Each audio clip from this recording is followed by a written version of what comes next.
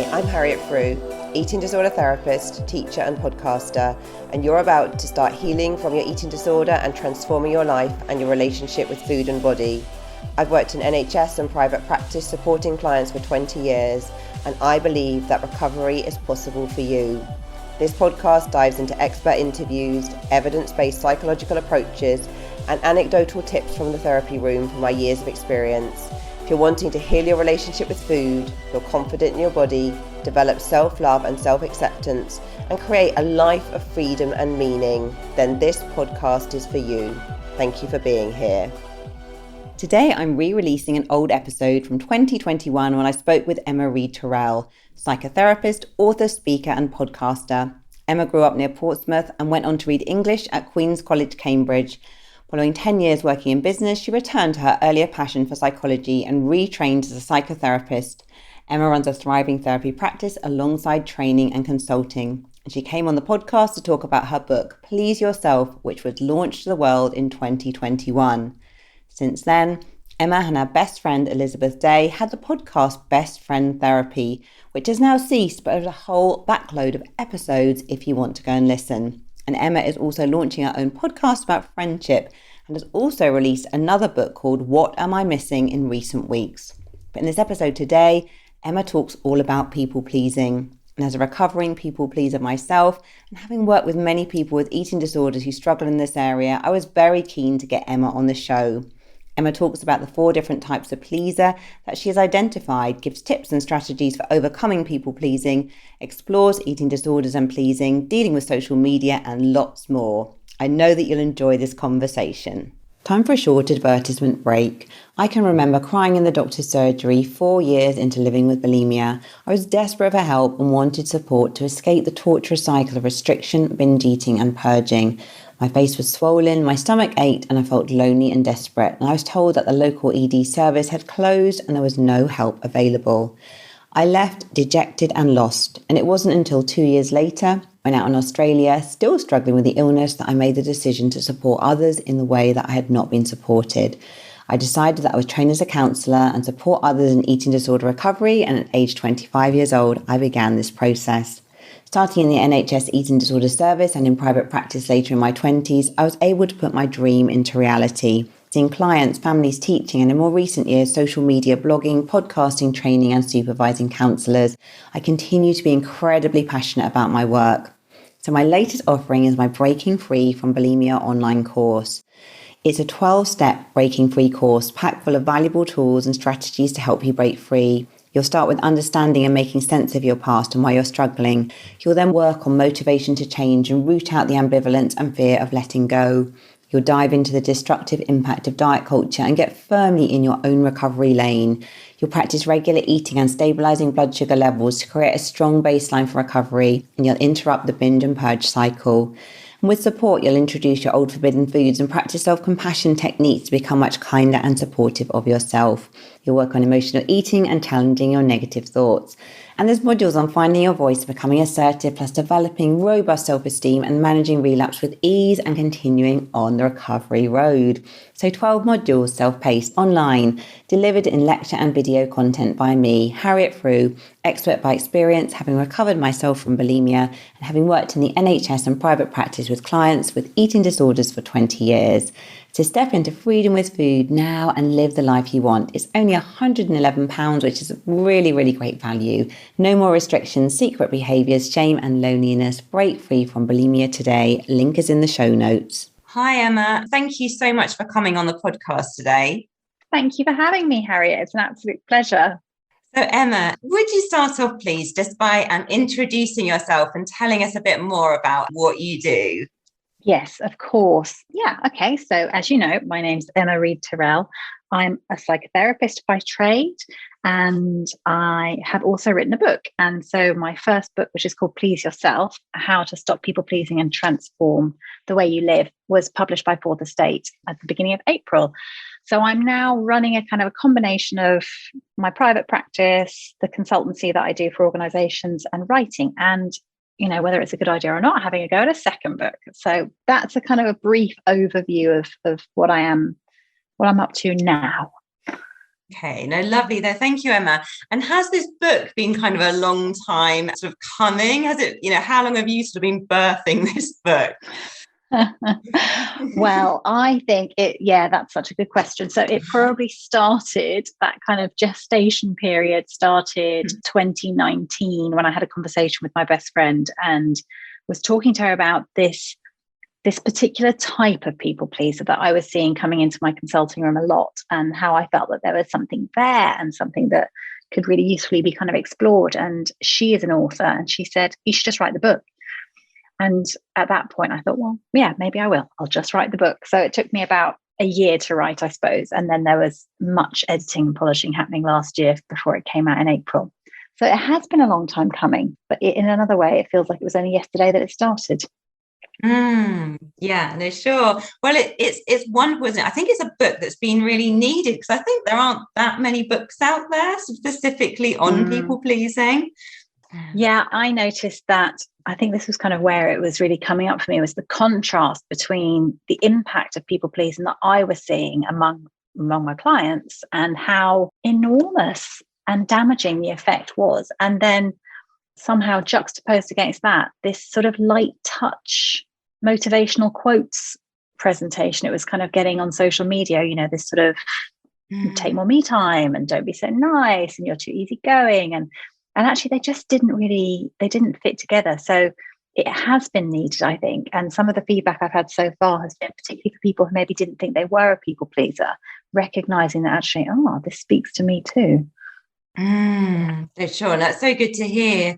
And the sort of motivation behind the book, like, I guess it sounds like you were seeing a lot of sort of people struggling with this in your clinical practice. And is it something that you've also sort of experienced yourself?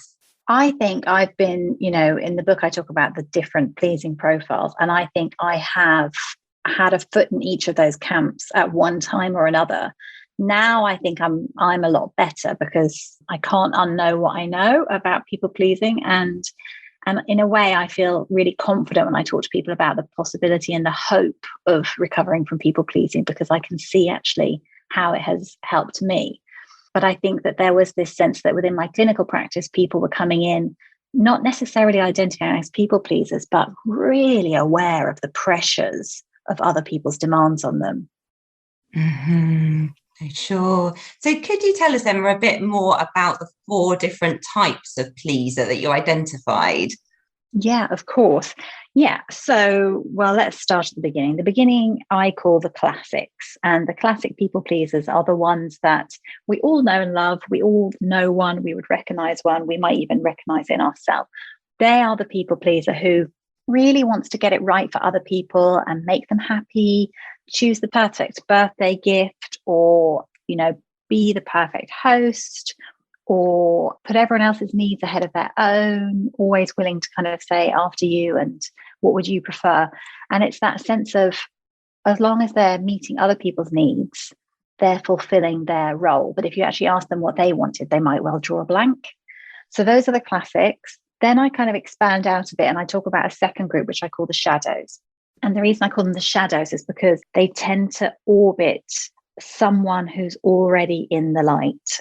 And by that, I mean, perhaps they grew up around someone who already had that kind of number one position. And actually their role became supporting other people to achieve their goals, or supporting other people to meet their potential. So they are your number one, number two. They're your biggest fan. They're the perfect wingman. They're the one you want in your camp. But actually, it's all about, they get their sense of satisfaction through your success. So I call them the shadows. The third group I call the pacifiers. And these guys are a bit different, because this isn't about necessarily pleasing people and getting it right. These are the people who don't want to get it wrong. They are the ones who don't want to upset anyone or rock the boat. They can't bear it if someone's disappointed in them. They don't want anyone to dislike them. So they go around trying to be this kind of middle of the road, mediator, harmony creator, pacifier. And sometimes for them, maybe they did grow up in a situation or a system where actually there was conflict, and their role became being the person who could somehow dilute or dissolve conflict where it arose.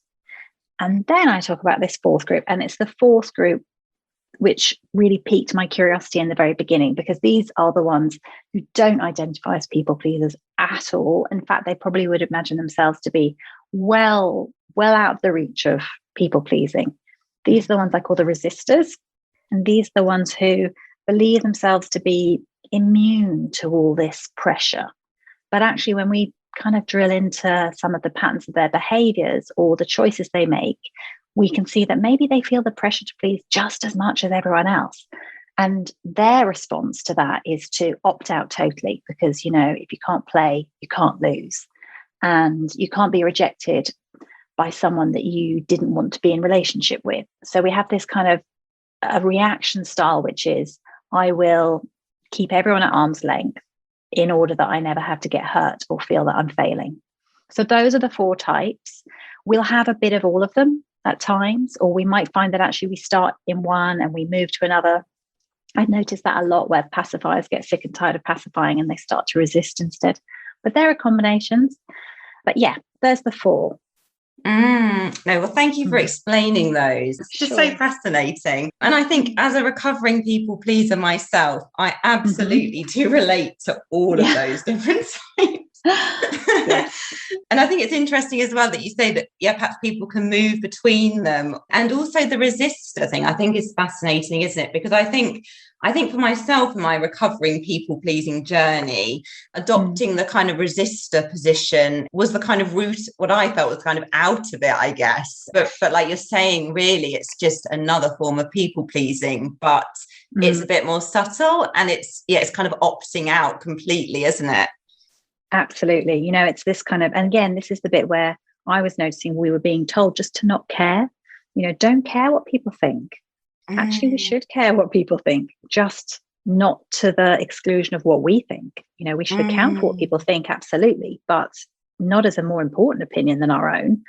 But there probably is a grain of truth in it somewhere that could be useful to us. So this idea of we're going to just not care seemed to be like a really reductive solution to a problem, which was actually more about care more what you think, care more about what you need and what you want, and you'll probably find you meet a balance.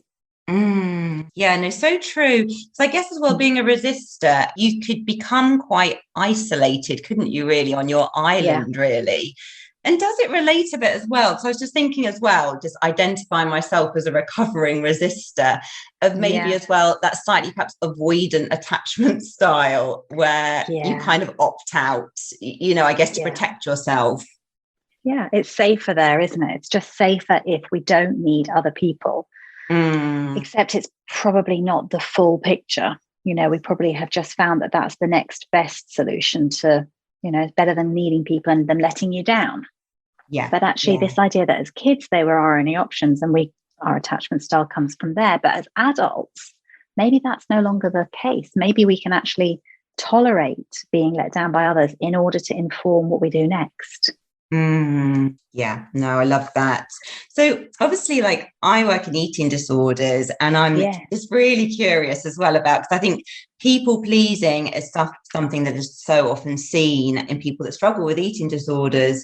And I guess, you know, the eating disorder is often an unconscious coping strategy, maybe to avoid feelings, or perhaps kind of, again, get off the treadmill of life, where you are feeling so much kind of pressure to perform and meet other people's expectations. And I guess, of course, it's not like, I don't think anyone ever thinks I'm going to like restrict my food or, you know, binge eat or something to cope.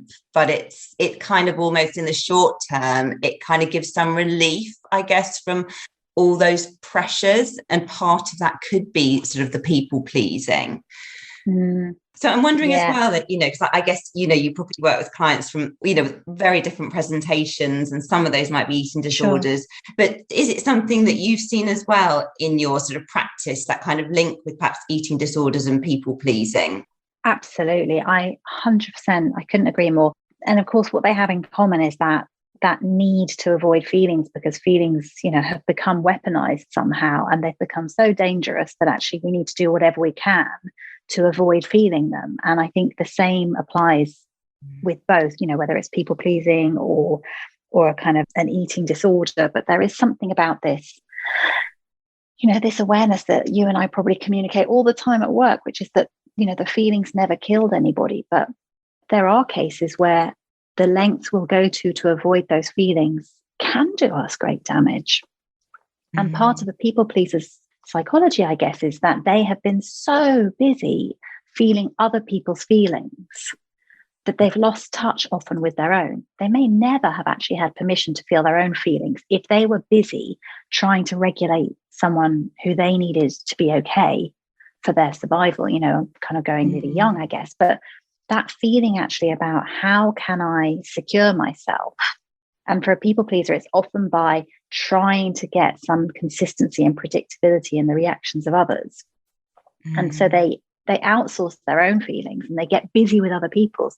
But of course, we need our feelings to inform us what we need. Otherwise, we can go down any one of a number of self-destructive behaviors, eating disorders included. And I think eating's really interesting with people pleasers.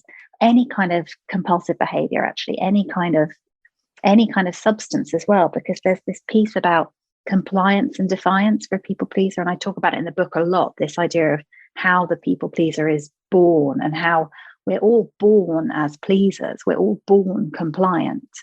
And we hope that we're going to get permission at some point to not be so compliant, actually, to maybe go through a period of time where we can be defiant and we can stretch our wings and be different and even risk conflict.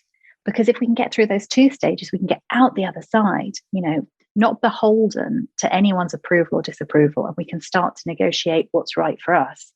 And in my clinical practice, I guess, if we take something like bulimia, one of the spaces that I really notice clients get caught is when they're straddling compliance and defiance.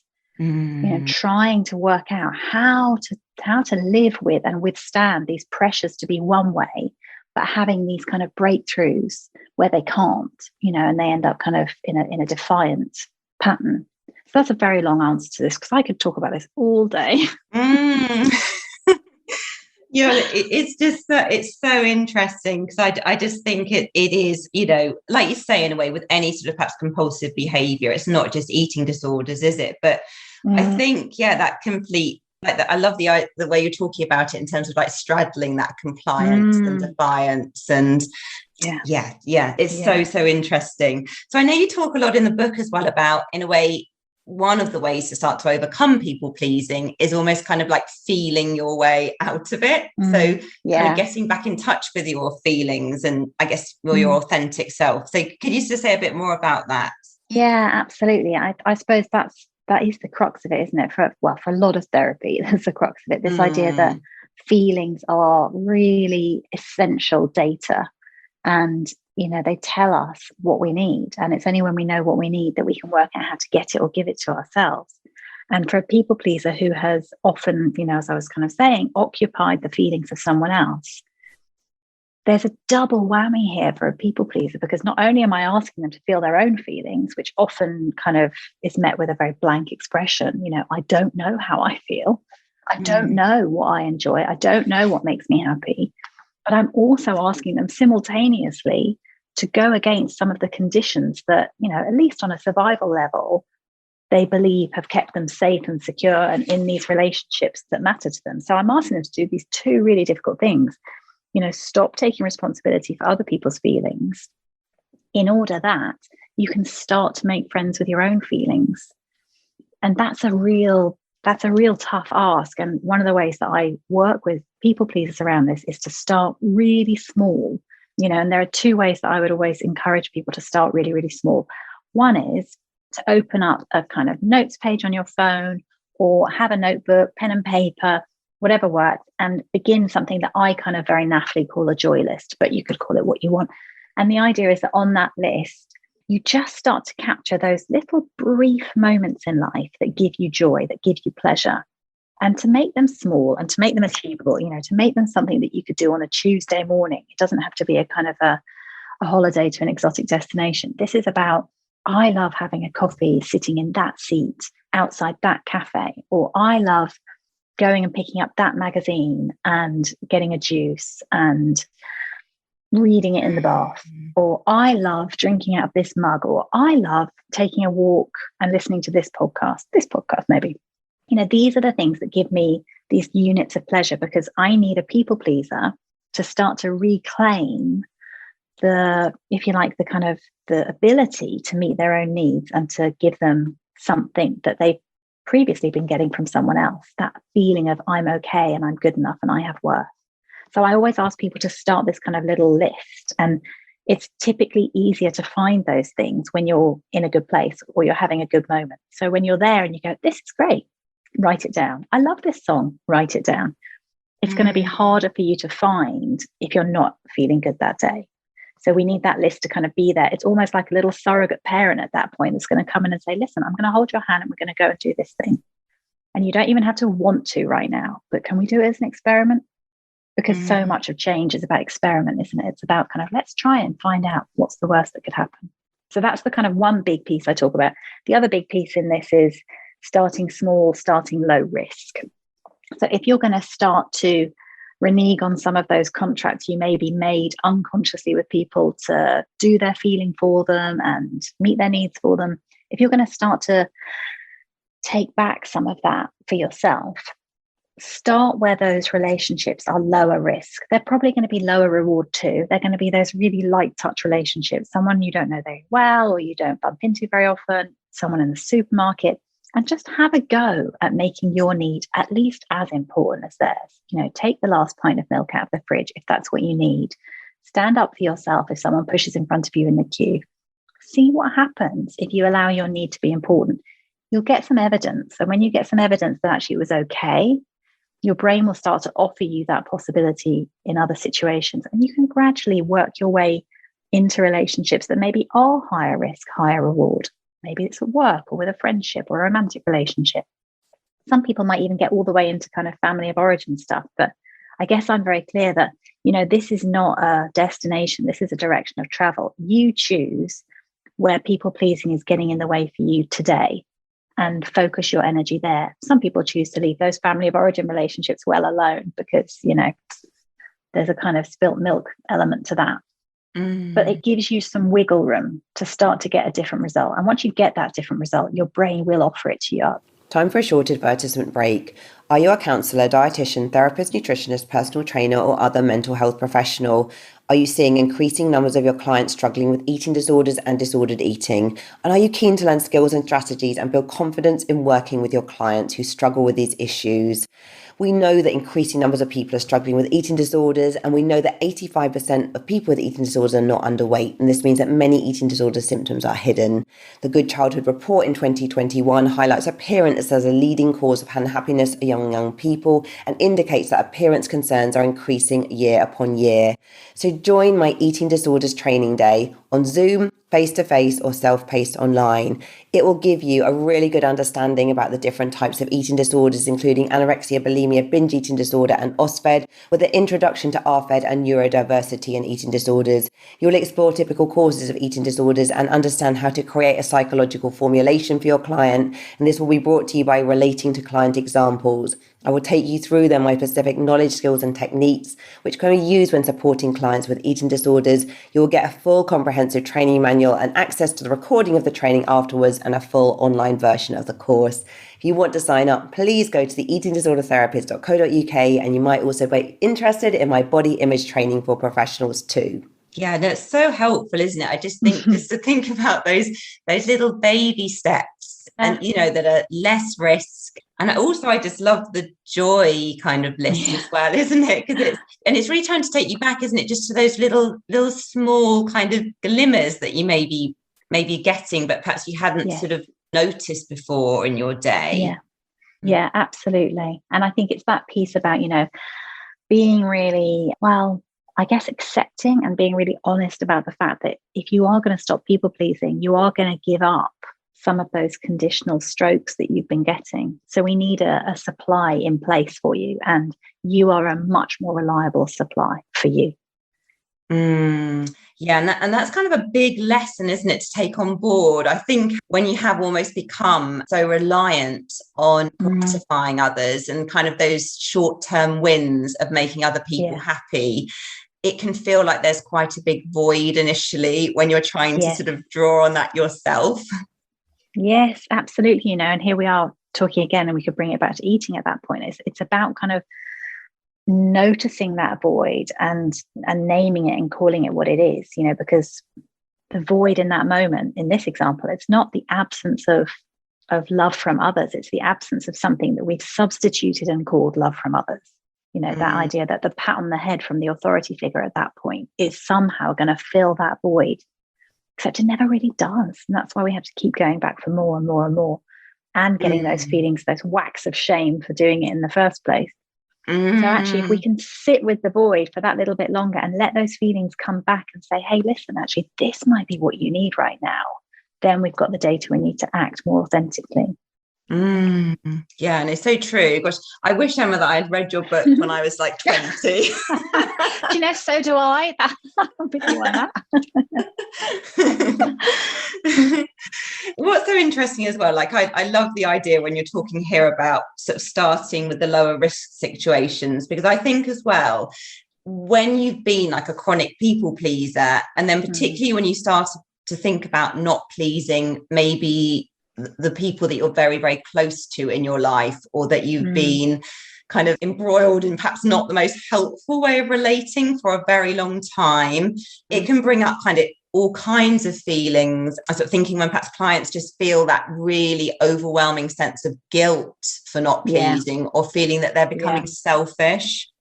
Yes. That happens, doesn't it? We hear that a lot. And I think guilt's such a fascinating feeling, because certainly the way I had this training experience around guilt, and it was really making the point that actually guilt is the feeling that we get when we've done something wrong.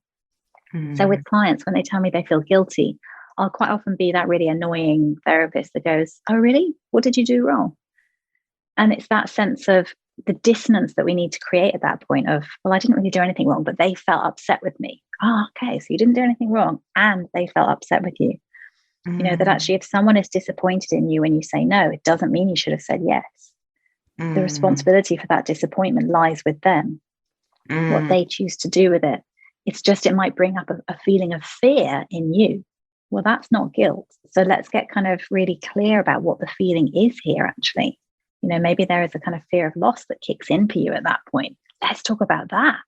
That's where we can really start to kind of see the difference. But we can't repair a rupture that we didn't cause. It's not in our gift to do that. So actually feeling guilt can sometimes be really trapping, because it's actually not quite the essence of what's going on. Yeah, and it's so interesting, isn't it? And it's almost like, it sounds so helpful in a way, almost having that kind of hyper awareness of looking at what's actually kind of going on there, really. Because like you're saying, that there's this sort of dissonance, isn't there, in terms of like someone might be feeling really guilty, but actually that's not really the true feeling, or they don't need to be feeling that way.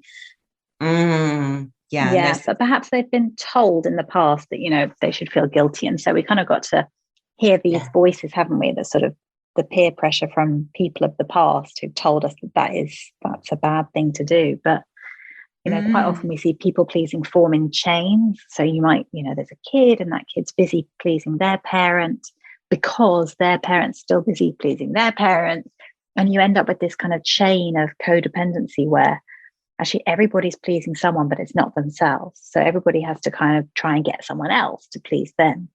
And actually breaking that chain is often kind of not a very popular move, but it does a great service for the generations to follow. Yeah, for sure. And it's a very sort of brave move, isn't it? A very courageous move to kind of break that chain, when it's almost just been, the sort of natural kind of dynamics that are sort of being, lived out by families. Yeah, totally. So something else, Emma, that I was really interested in your book was when you were sort of talking about social media, because I guess lots of people were saying out there, like, detox your feed, and, sometimes that can be really unhelpful. But I thought what was really interesting is how you talked about, someone's really perhaps activated by a particular post, experiencing a lot of negative emotions about that, rather than just simply unfollow, maybe to look a bit more what's beneath that and what's going on. So could you say a little bit more about that? Yeah, well, I love that word activated, because that's exactly what we're talking about here. It's that, I have had a feeling activated in me by this person that I'm viewing on social media. And of course, we just talked, haven't we, about this idea that people pleasers have certain feelings that they might just not be comfortable with because they might not have been taught that they're okay, or because they might not have had a positive experience of that feeling in the past. And I think having a feeling activated, if you're a people pleaser or anyone else who kind of is working with self-awareness, this is great intel. This is brilliant. This is such good grist for the mill. So I maybe take an example where I've seen someone on social media and I just think, you're so self-indulgent. I'm going to unfollow you. Okay. What is it that's just come up for me watching someone claim their space, watching someone have a voice, watching someone not account for my needs as a consumer of social media, watching someone who doesn't seem to be considerate of sharing or self-deprecating enough or whatever it is. This is telling me a lot then about the way I treat myself. So I really like working with people. Before you unfollow, let's just get really curious about what does that person give themselves permission to do that maybe you've never had permission to do, that maybe you still don't give yourself permission to do. In fact, is there a leaf that you could take from their book? You may still choose to unfollow them. It may be that they're still not someone that you want to have in your feed. That's okay. But let's just get curious about what it is about them and whether it is that little grain of truth that we could use to help you first. Yeah, no, so valuable, isn't it? I think, because there's such a lot of learning, isn't there, to come from that, rather than perhaps the simply, I guess, perhaps sometimes the straight unfollow could be being a little bit resisting almost, couldn't it? Yes. Absolutely. Yeah. And I see that with resistors a lot, actually. So many resistors will say to me, God, I would never see me on Instagram. Oh, really? Why is that? Oh, well, it's all X, Y, Z, and it's all like this. And what does that bring up in you? Wow, I think it's kind of whatever. They kind of start using these judgments and tell me about you in that. Do you ever give yourself permission to actually not be perfect or not be popular or not be, interesting? That sense that actually maybe there is something going on for you here that you've had to resist the whole lot just so that you don't have to feel those feelings. Because if that's the case, we can cherry pick. You can be self-selecting. You can be discerning about what you want to opt into and what you don't. You don't have to resist everything. You can have it on your terms. Yeah, no, sure. No, really illuminating, actually, isn't it? I think so much learning we can get from all of this. Another part of your book, Emma, that I was really interested in as well. I mean, I'm interested in all of it, to be honest with you. But the people, just saying that to please me. Yeah, that's it. Just the whole kind of pleasing thing as a woman as well, and perhaps our expectations that we place on ourselves as women, as mothers. And I guess I'm just sort of wondering as well, just about the whole, I mean, I think this is a massive topic, which we can't open up too much on this podcast today, but I'm just thinking as well, just as women as well, and eating disorders and the whole pressure to be slim and smaller and, control our bodies and look a certain way, so much of that, it sort of, links in with the people pleasing, doesn't it? Yeah, I think it does. And I think, that word control is really important here because there's that sense of the pressure to be controlled, and even when maybe the original controllers are no longer in our lives, that we continue with that inner critic that controls us and keeps us complying, keeps us conforming with something, with some kind of external authority at that point. Or even we might have internalized it and made it into our conscience that these are the rules and they must be obeyed. And actually sometimes, in the absence of those rules and that control and that sense of certainty, we can craft all sorts of other rules. Maybe it's around what we're going to eat. Maybe it's around what size we should be, what the number on the scales should be. But those are going to be the sets of measures that we're going to use to value ourselves, because we're so used to outsourcing our sense of self-worth to something that's coming from something external. And I think within that, of course, it affects men and women. And I'm really keen in the book to talk about how it affects men as well, similarly and differently, because I think that there is this overarching pressure to comply that creates people pleasers everywhere. But that sense maybe for women who have grown up around a message to maybe not be angry. Actually, that's a message that I hear come through quite a lot. Don't have conflict, don't be disagreeable, don't make a fuss, don't push back. Maybe you're allowed to do other things. Maybe you're allowed to cry, but you're not allowed to shout. And actually, for those grown-up women who still are trying to get change where they need change in their lives without rocking any boats, that creates this huge internal conflict, and it has to go somewhere. We end up kind of in a battle with ourselves, like a tug of war with ourselves, and that can be projected onto food or any number of behaviors that we're kind of both trying to be who we were always told to be and desperate to stop being who we were always told to be. And actually, this voice of allowing yourself to express all of your feelings, not just the kind of the shiny ones, but all of your feelings, so that you learn that they're all okay, they're all survivable, and they're all really important data, particularly anger. If we use this generalization of women, that this idea that anger is energy for change. It's a really healthy unit of energy that tells us when something needs to be different, when we need someone to step off, or when someone's crossed a boundary, or when something's just not working for us. But if we have to swallow that anger and do something with it and keep it hidden, keep it small, keep it on the inside, we're going to have to do something to try and contain it. And the chances are it's what we do that's actually going to lead us to feel more dissatisfied or more distressed. Yeah, it's so interesting, isn't it? Because I guess as well, I'm sort of thinking about when I work with clients as well, when someone presents with a lot of rules in any area, it could be around food or weight or something else, or it could be around sort of obsessive compulsive things or something. But I guess you kind of know that there are some feelings underneath that are not being expressed. Absolutely. Yeah. And I think so often, isn't it, kind of anger as well, as women, perhaps, and men as well, we could be quite conditioned not to be able to kind of really have a voice and to express the full range of feelings. Yeah, absolutely. And then we sort of end up swapping one feeling for another. And of course, then we've confused the whole control panel, and we don't even know anymore what feeling is actually real. We find ourselves crying when we maybe should be angry. We find ourselves angry maybe when we need to cry. We can get those kind of crossed wires, and there's a detangling process that has to happen there, where we get back to that kind of, actually, how do I feel? Because it's only when I know how I feel, I know what I need. I can get it or give it to myself. Yeah, no, so true. And it's a bit of a process, isn't it? I just sort of think for myself and for people I've worked through, being able to just begin to tune in and be in touch with your feelings much more again. It's a bit of a journey to be able to do that. Yeah, it is. And of course, this is the nature of it, isn't it? So many people will come and say, I want to stop people pleasing because I want to feel better. And I have that sort of bad news for them. It's like, so I can help you stop people pleasing. I don't know if I'm going to help you feel better, but I can help you feel something that's more authentic, that gives you more to go on, that helps you make choices that actually get you where you want to be. But this idea that we're just going to feel better is, well, it's a bit of a trap, because it can lead us to think that actually we're not going to feel angry or upset or scared or sad. We are, we need to feel those things because they point us at what we need to do next.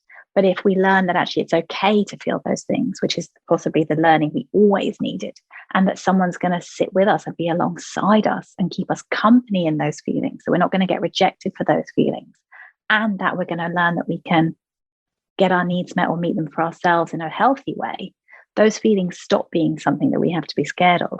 They start to become friends. Yeah, no, so very true.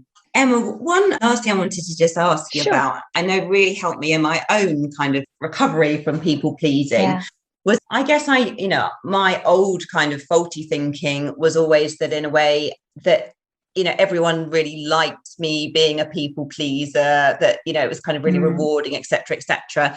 But, I guess I came to realize as well that actually, being on the receiving end of someone who's always pleasing is actually quite a frustrating experience. And, I guess I know as well now myself, when I have people pleasers in my life, you kind of just don't really know sometimes where you are with that person, do you? It can be quite confusing. So, could you just say a little bit more about that? Yeah, of course. So it's a kind of a tricky message to deliver in some ways, because I like to make it clear that I think People pleasers are not doing it because they have a whole range of options available to them, and they have just consciously selected this manipulative way of getting other people to react favorably towards them. I don't think it's that at all. I think this is the kind of unconscious contingency, this last ditch attempt to create something that feels safe and predictable. However, there is an element to people pleasing that is manipulative, because we are trying to organize the reactions of someone else, not for malevolent reasons, really for our own survival instinct, at least on some level. But there is something about recognizing that people pleasing actually gets in the way of making intimate relationships. And it's hard to make an intimate relationship with someone who only wants us to be happy with them, who only wants us to be suitably pleased, who only wants us to approve of their actions. Actually, we all need permission to be able to show up and just take 50% of the responsibility for any relationship. If you've people pleased me and you've made me your kind of judge and executioner, and now I have all this power over you that I don't want, it's going to be really hard for us to have a relationship of equals. And I might find it actually that I can't have that relationship with you. So sometimes actually, if we people please, we're really part of the problem.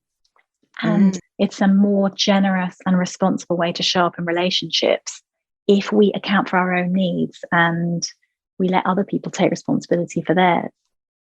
So it's a tricky one. But if anything, what I've noticed when I kind of convey that message to a people pleaser is it gives them a little shred of hope as well. Like, so actually me doing this thing that's in my interest, it's not the same as me taking something away from someone else. I might actually be modeling to them, giving them permission to be themselves too.